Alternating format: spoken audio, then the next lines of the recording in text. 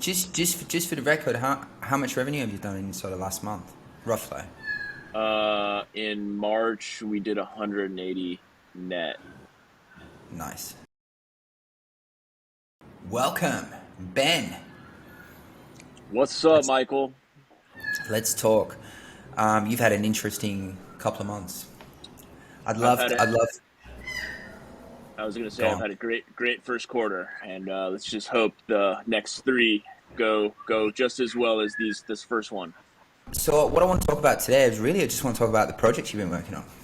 Well, let's kick it off like this, and I'll be completely transparent with you. And I think that a lot of people in the television and film production industry probably go through the same struggles that I have my whole career, and so to be completely transparent, in Q3 of 22, I had a very dismal quarter. I didn't have the best revenue, and I was, as people get a little lost. I was like, fuck, I've had such great success, and why am I slow right now? You know what I mean?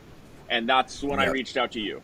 And you planted some seeds in my head that opened my eyes into different endeavors, and they certainly sparked some conversations with some current clients that I had. One of them being an advertising agency that I have, an agency producer that I've worked with and am really good friends with over the course of a decade. And literally that month, I think it was I met you in November. It was December, maybe 10th. They called and Mm-hmm. said, "Hey, we have FedEx as our client, and we have a TikTok uh, production, a TikTok advertisement that with Rob Gronkowski. Would you like to produce it?"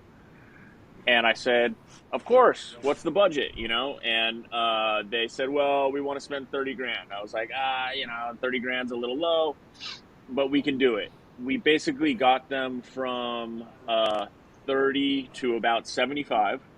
We made a little money. We did the job. We did it well. We produced it. The agency was happy. The client, FedEx, was happy. Rob was super happy. That was just one thing that you opened my eyes to, where you're saying these Fortune 500 companies are advertising on TikTok specifically, but all in social media as well.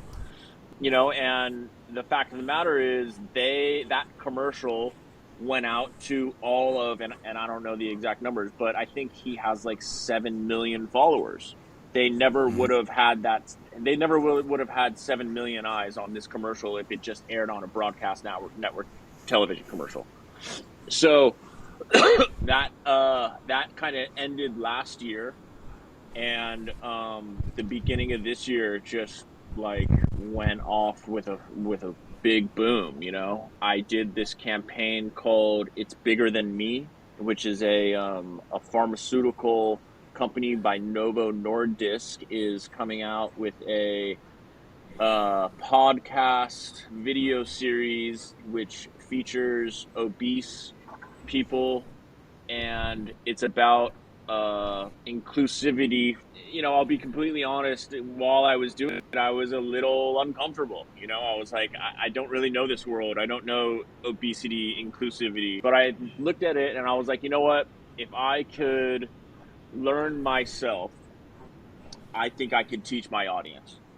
And that's how I Yeah. approached the job, and that's exactly what I did. And again, very successful shoot, and that one just wrapped production, and it should be airing any day now. But what I want to talk to you about is the latest project, the one that you're working on. We produced the promotional commercial for Gervonta Davis versus Ryan Garcia, which Nice. is talked about to be the biggest fight of the decade.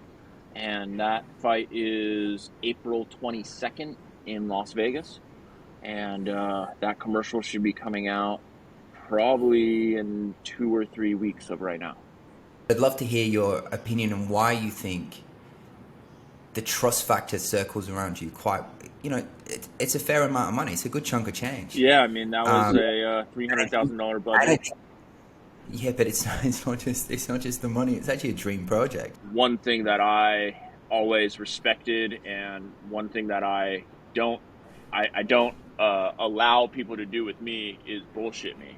And so that's the attitude that I try to take with customers as clients. I'm not a master of everything. We're all still learning, of course, but I'm not going to bullshit you. I'm going to give my 100%, and I know a lot of stuff. But I think that's it in a nutshell. Is I don't like to be bullshitted, and so I don't like to bullshit people. And that's one of the things that I absolutely admire you is that there's no trickery.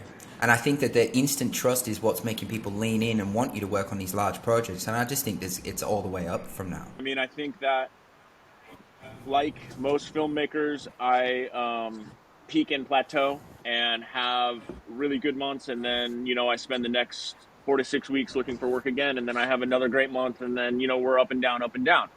And so working with you has really opened my eyes to that sales process and getting those setters, and having that pipeline of stoking the fire constantly, so when I'm out producing content and producing projects, the next job and my team is working on that next sale, and I can come in when I finish a job. So that's kind of where my head's at right now. I'm in post with Showtime. I'm in post with AT&T, and I have a feeling that both of those clients will be coming back in the second quarter as well. For anyone that's sort of watching this DP wise, where would they find you? Find me at Where would they hit you up? my website is just my name, benmarius.com, and my production company website is joyrideproductions.com.